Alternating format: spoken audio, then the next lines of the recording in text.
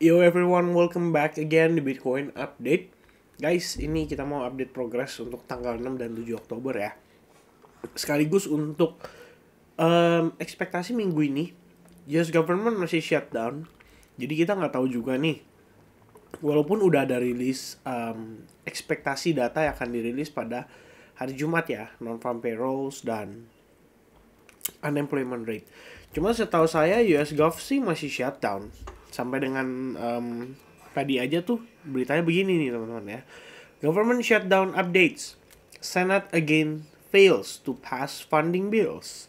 Jadi memang kelihatannya belum beres gitu ya. Belum ada kesepakatan antar kedua belah pihak.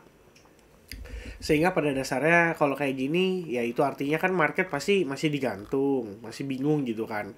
Kalau kita lihat sih Bitcoin sejalannya sama XAU.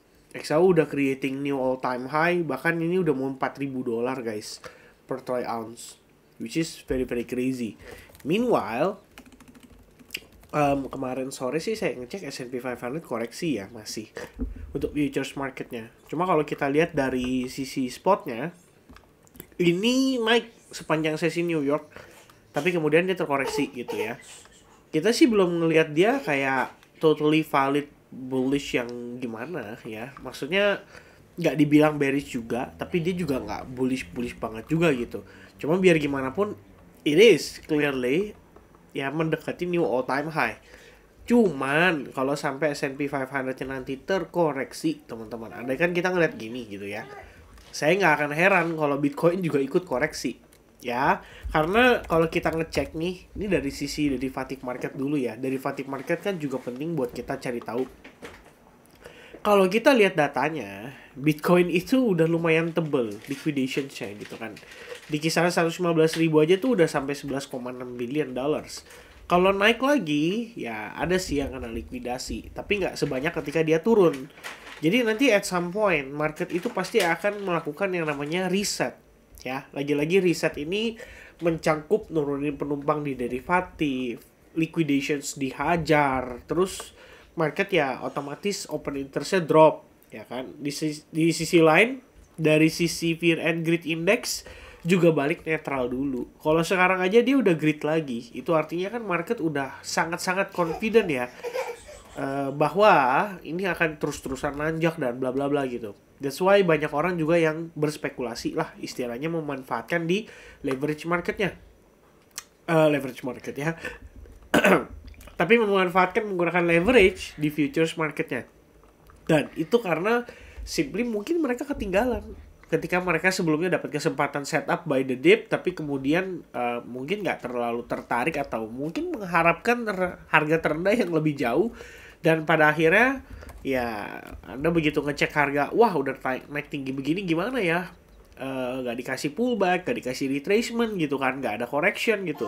So buat mereka yang gak ada belanja sebelumnya, otomatis pasti galau gitu kan. So what should they do? Ya mungkin itulah alasannya akhirnya mereka buka futures market pakai leverage gitu. Bisa dicek juga sih dari sini. Jadi kalau kita mampir ke data di superchart sedia ya, ini kita buka aja Bitcoin USDT. Tahu-tahu bisa lihat ya, CVD-nya ini cumulative volume delta naik sih ya, at least naik gitu kan. Jadi berbarengan dengan posisi Bitcoin yang terus-terusan nanjak creating all time high. Ya CVD-nya juga ikut pelan-pelan mulai naik gitu sejak 1 Oktober. Tapi kalau kita ngelihat untuk yang dari sisi futures market, mana ya? Ini kan CVD untuk futures market. Oh, sorry guys, saya salah buka. Ini yang saya maksudkan ya. Kalau kita lihat spotnya, itu nggak benar-benar ngedrive market buat sekencang ini gitu. Kemarin nanya-nanya ke saya, kok tapi kalau dicek CVD itu emang udah turun banget sih. Apakah ini highly correlated dengan kondisi pada Bitcoin gitu? Ya sebenarnya kalau saya sih mikirnya memang wajar aja ya kalau ada orang yang profit taking gitu dengan seiring naiknya Bitcoin gitu kan. Jadi pada dasarnya CVD ini ya, saya juga bingung gitu ya menjelaskannya gitu kan, karena harusnya kan kalau berdasarkan yang saya pelajari, si CVD ini kan posisinya dia lebih kepada untuk kita mengukur ya dari segi spot tuh lagi dominan nggak gitu kan. Apakah harga itu bergerak berdasarkan aktivitas supply and demand daripada si spot market gitu. Tapi di sini mungkin ya, apakah karena jangan-jangan saya pakai chartnya yang purpose ya perps ya kan, mungkin bisa juga gitu. Jadi CVD-nya, nah tuh kan, tapi kenyataannya nggak juga ya. Ini saya pakai chart yang spot juga sama gitu. So apakah ini correlated? Jawabannya tidak gitu kan. Kalau saya sih mikirnya begitu teman-teman sekalian ya. Jadi makanya saya lebih dominannya ngelihatnya dari mana. Biasanya saya cek dari open interest gitu kan. Kalau open interestnya lagi nge-spike banget, yes, ini probably karena futures market juga lagi digoyang gitu kan. Dan funding rate-nya dicek juga, asalkan dia nggak bengkak nggak masalah gitu. Cuma kalau dia udah di atas 0,02, di atas 0,04, nah ini biasanya nih momen-momen mulai ada flash out tuh berpotensi tuh ketika ada kondisi kayak gini guys. Ini di Maret, April, kemudian di sini di bulan November. Ya kalau kita lihat kayak waktu tempo hari deh yang hari Senin dia dibanting itu ya di sini-sini juga nih. Waktu lagi nge-spike gitu kan. So dia di atas 0,01 aja udah was-was gitu. Tapi kalau 0,05 ini masih average di bawah tebel, gak apa-apa lah ya. Masih oke lah teman-teman sekalian. Cuman kan open interestnya naik. Gak ada salahnya tuh. Udah boleh mulai mengantisipasi. Ya, saya sih di sini posisinya tetap akan follow based on structure. Apalagi di sini closing candle daily akhirnya nih for the first time all time high ya. Ini selain dia menciptakan all time high, close-nya juga sama all time high gitu. Jadi close candle-nya solid di atas area resistance. Ini artinya next stop-nya bisa di kisaran 2 range area ini.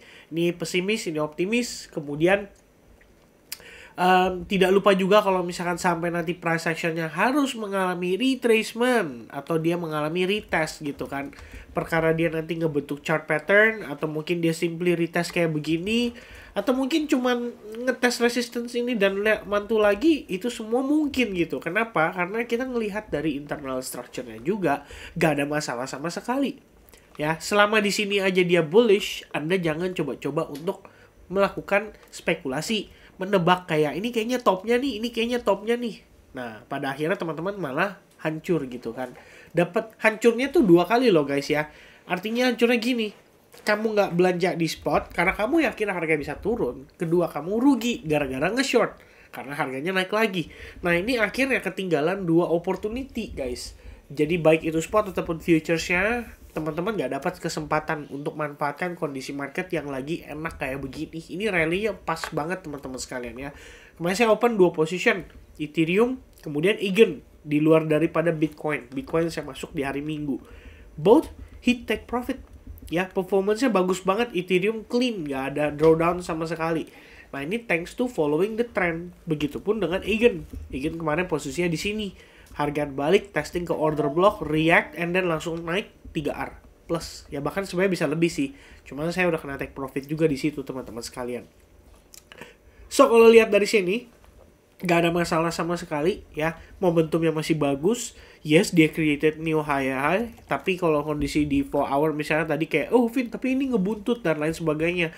Ada bearish engulfing dan lain sebagainya. Yes, itu memang menjadi ya kita bisa anggap itu sebagai indikasi berpotensi terjadi yang namanya retracement atau correction gitu.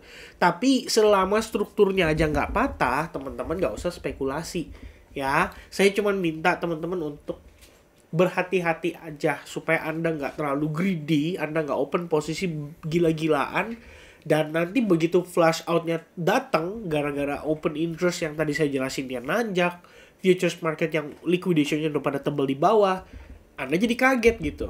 Nah itu jangan sampai kayak gitu kejadiannya ya, karena itu ya terus terang aja merugikan teman-teman sih ya. Mungkin itu sedikit ya penjelasan saya. Jadi terkait dengan structure, ya simple aja ya, 122.300-an nih masih jadi key level support.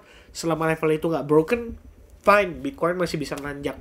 Ya jadi jangan berpatokan sama trendline. Trendline ini cuma semacam, ya saya cuma lihat aja kayak ini kalau tembus ya paling dia turun testing ke sini jadi lebih cepat gitu kan. Tapi ntar kita lihat gimana kira-kira reaksinya di zona tersebut. Itu lebih krusial. Oke, so ya itu bakal jadi fokusnya ya teman-teman sekalian untuk saat ini. lihat lagi nanti US government shutdown developmentnya gimana. Chair Powell juga akan speak pada hari Kamis nanti. So ya kita juga akan penasaran ya, pengen tahu kira-kira pandangan dia terkait dengan ADP yang dirilis minggu lalu negatif tuh gimana gitu kan. Aciu ya. Aciu. Oke guys ya, so sekian dari saya untuk video update kali ini.